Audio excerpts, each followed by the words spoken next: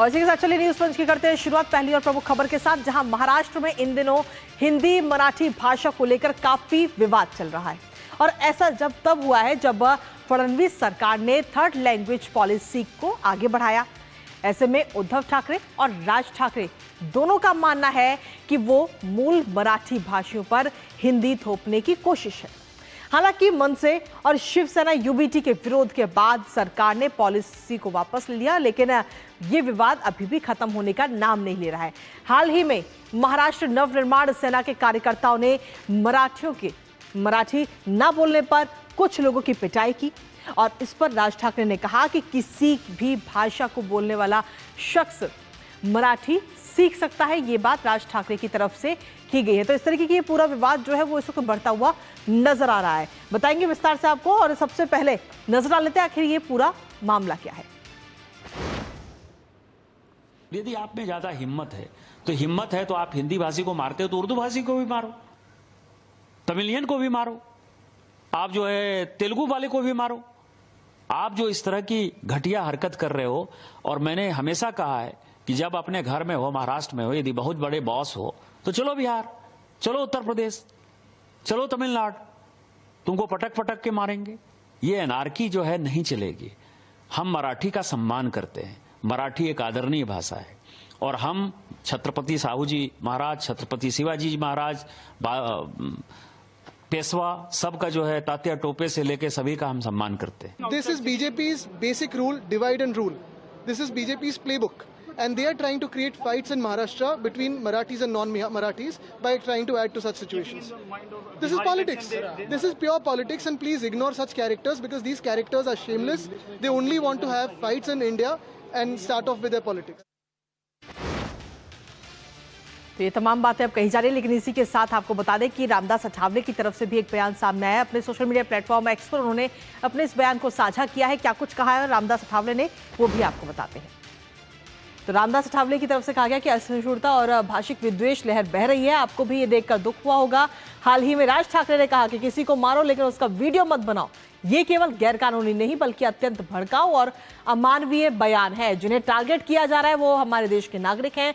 सड़क पर उतरकर कोई भाषा महान नहीं बनती। भाषा को सम्मान संविधान देता है। समाज में उसका प्रचार प्रसार शिक्षण और व्यवहार से होता है, दहशत फैलाकर नहीं। ये पूरी बात रामदास अठावले की तरफ से कही गई है, जो कि केंद्रीय राज्य मंत्री है। लेकिन इसी के साथ आपको बता दें कि जहां एक तरफ महाराष्ट्र में हिंदी और मराठी को लेकर ये पूरा विवाद छिड़ा हुआ है, भाषा का पूरा ये विवाद है, वहीं दूसरी तरफ राष्ट्रीय स्वयंसेवक संघ की दिल्ली में आयोजित 3 दिवसीय अखिल भारतीय प्रांत प्रचारक बैठक में सुनील अंबेडकर जी ने कहा कि देश भर से हर मॉडल और हर बस्ती में हिंदू सम्मेलन होगा और इसमें समाज के सभी लोग शामिल होंगे। आइए आपको सुनाते हैं।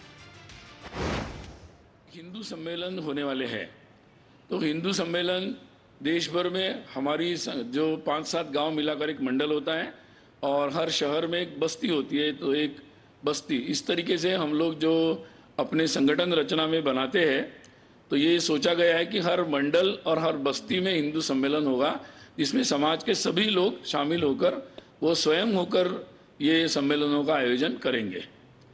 तो अभी देश भर में हमारी रचना के अनुसार लगभग 58,964 मंडल है और बस्तियां 44,055 हैं, तो लगभग ये 1,03,019 इतने ये जगहें होती है या अपनी रचना में, तो लक्ष्य रखा गया है उस दृष्टि से। लेकिन इसी के साथ आपको बता दें कि राज ठाकरे और उद्धव ठाकरे 2 दशकों बाद एक साथ एक मंच को साझा करते हुए नजर आए हैं।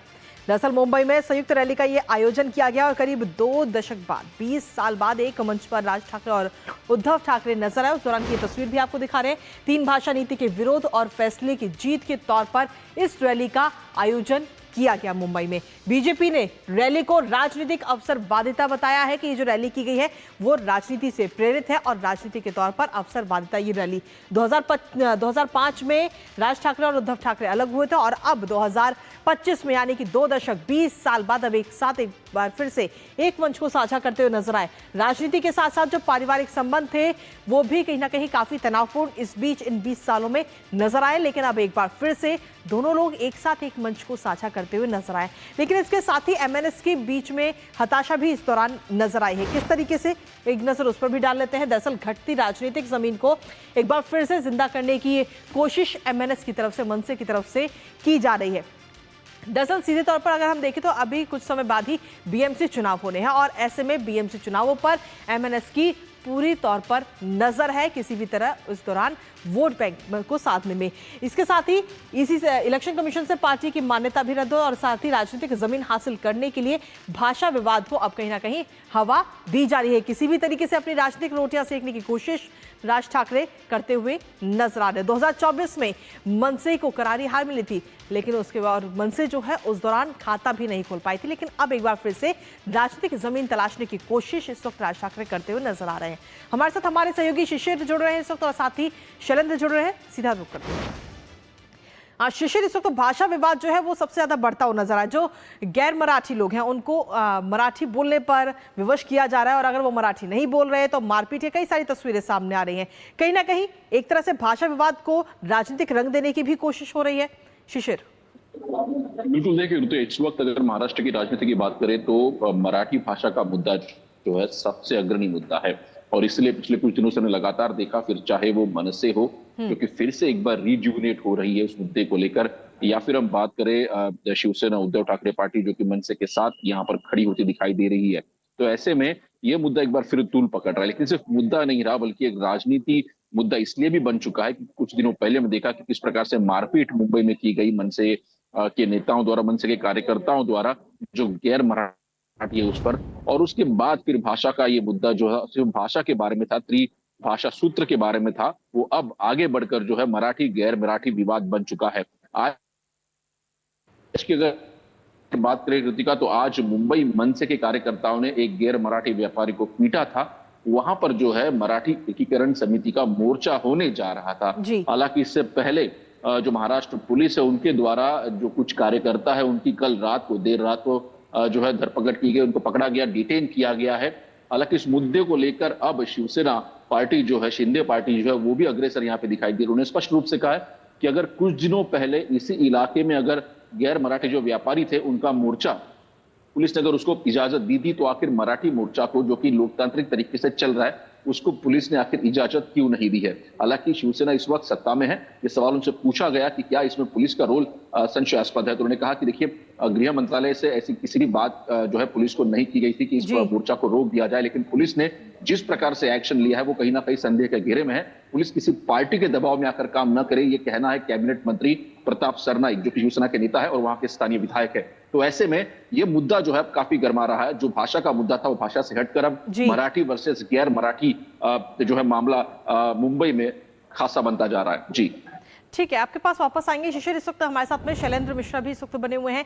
शैलेंद्र, सीधे तौर पर जहां एक तरफ ये पूरा भाषा विवाद महाराष्ट्र में चल रहा है, वहीं दूसरी तरफ आरएसएस इस वक्त हिंदी को बढ़ावा देने की पूरी कोशिश कर रही है। कई सारे कार्यक्रम भी करने की बात इस वक्त आरएसएस की तरफ से कही गई है।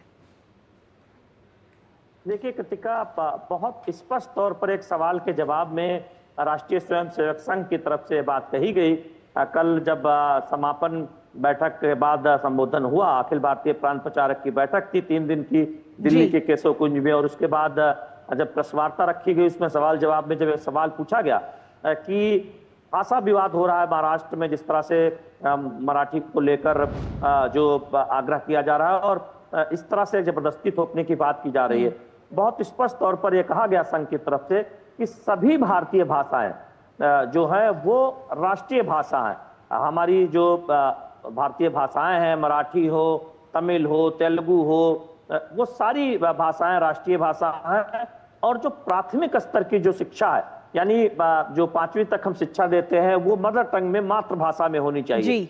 ये बहुत स्पष्ट तौर पर संघ ने कहा है। तो हम जानते हैं कि कुछ दिन पहले गृह मंत्री अमित शाह ने ये हिंदी जब समारोह था उसमें कहा था कि हिंदी सभी भारतीय भाषाओं की सखी है। तो ये जो विवाद पैदा करने की जो कोशिश की जा रही है, इस पे सवाल उठता है कि क्या मनसे राजनीतिक तौर पर अप्रासंगिक होने के वजह से ये इस तरह का विवाद कर रही है। अब हम जानते हैं कि राज ठाकरे और उद्धव ठाकरे साथ में आए हैं इतने वर्षों बाद, 20 से 25 वर्षों बाद।